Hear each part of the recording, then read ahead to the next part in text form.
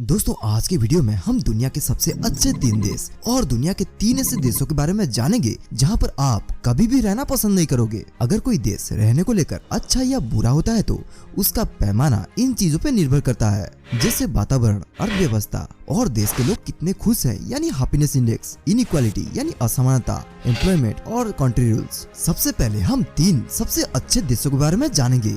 जो देश सबसे अच्छा होगा वो सबसे पहले स्थान पे रहेगा। उसके बाद ही हम दुनिया के 3 सबसे खतरनाक देशों के बारे में जानेंगे। इसी के साथ आज का ये वीडियो शुरू करते हैं। दोस्तों आज के वीडियो के अंत में हम जो 3 देशों के बारे में जानेंगे वो दिल दहलाने वाले होंगे।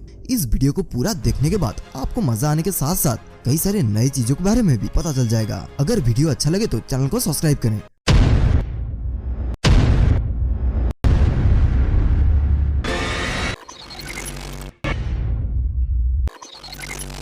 दोस्तों अगर कोई इंसान के लिए रहने लायक एक अच्छा देश माना जाए तो ये चीज उस देश के एनवायरनमेंट, इकोनॉमी और हैप्पीनेस के ऊपर निर्भर करता है। हमारे लिस्ट के सबसे अच्छे 3 देशों में से नंबर 3 पर आता है स्विट्जरलैंड। अगर आप पूरी दुनिया में एनवायरनमेंट और साफ सफाई को देखें तो स्विट्जरलैंड 180 देशों में से तीसरे स्थान पर आता है।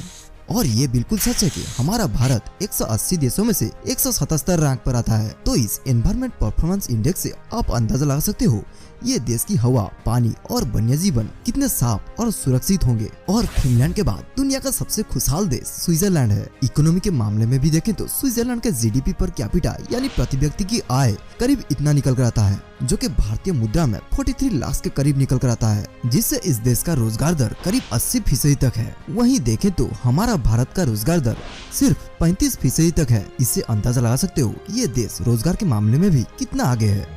दोस्तों हमारे लिस्ट के दूसरे नंबर पर आता है यूरोपियन यूनियन का सबसे खुशहाल देश लक्समबर्ग।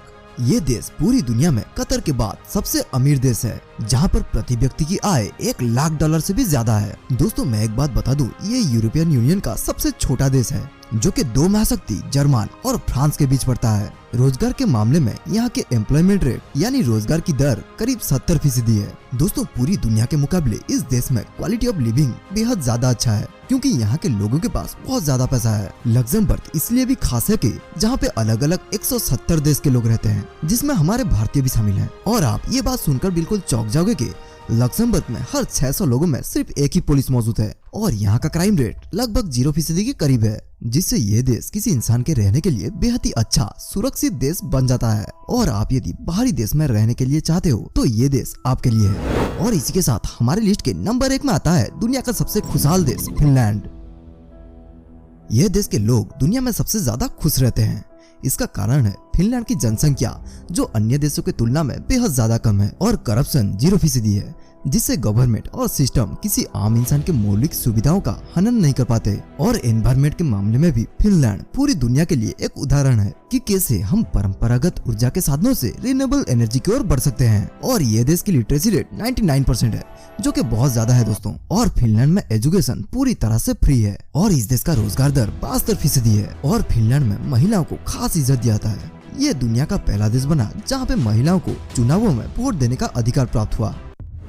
दोस्तों अब तक हम इस वीडियो के दौरान उन देशों के बारे में जाने हैं जहाँ के लोग काफी फ्रेंडली और खूबसूरत प्राकृतिक नजारा, रहने के लिए साफ वातावरण और जहाँ आप हमेशा सुरक्षित होंगे। लेकिन अब जिन देशों के बारे में हम जानने जा रहे हैं वहाँ का माहौल इतना खतरनाक होगा कि आप सोच नहीं सकते। अगर गलती से भी उन देशों में आप जा भी जाते हैं तो लौटने का कोई गारंटी नहीं है। हमारे खतरनाक देशों के नंबर 1 पे आता है नॉर्थ कोरिया। दोस्तों आप कई बार इस देश के तानाशाह किम जोंग उन के बारे में सुन चुके होंगे, जिनका तानाशाही इस लेवल पर है कि इनके इजाजत के बिना एक परिंदा भी इस देश में पर नहीं मार पाता। दोस्तों ये देश वाकई में बेहद ही खतरनाक है। वहाँ के नागरिकों को एक शहर से दूसरे शहर में जाने के लिए भी किम जोंग उनका इजाजत लेना पड़ता है। और वहाँ आप सोचिए, अगर कोई पर्यटक जाता है तो वहाँ की सरकार उस पर्यटक के साथ किसी कैदी के जैसे ही ट्रीट करेगी। और आप नॉर्थ कोरिया के कानून को सुनकर पूरी तरह से चौंक जाओगे कि आप यदि नॉर्थ कोरिया में रहने के दौरान वहाँ किसी बिल्डिंग में आग लग जाता है तो आप अपने जीवन को दांव में लगाते हुए वहाँ के लीडर किम जोंग उन और उनके फैमिलीज के फोटोज को आग लगने से बचाना होगा। ये इस देश का कानून है। ये कितना अजीब सा कानून है ना दोस्तों। कोई पागल ही होगा जो आग से खिलते हुए इन तानाशाहियों के फोटोज को बचाएगा। लेकिन क्या कर सकते हैं, ये तो इस देश का अंधा कानून है, जिसको तोड़ने पर मौत की सजा हो सकता है। और इसी के साथ हमारे दूसरे सबसे खतरनाक देशों की लिस्ट में आता है अफगानिस्तान। आप यदि सिर्फ गूगल में अफगानिस्तान टाइप करते हो तो फिर आपको जो रिजल्ट मिलता है वही आज के समय में अफगानिस्तान का असली चेहरा है, जहाँ पे बॉम्बिंग, क्राइसिस, मर्डर्स, लूट्स यही सब दिखाई देता है। इन सभी चीजों से ही आप अफगानिस्तान को लेकर अंदाजा लगा चुके होंगे। ये देश लगातार 40 साल से युद्ध में उलझा हुआ है। अफगानिस्तान कभी सोवियत सेना के कब्जा में रहा तो कभी आईएसआईएस के कब्जे में।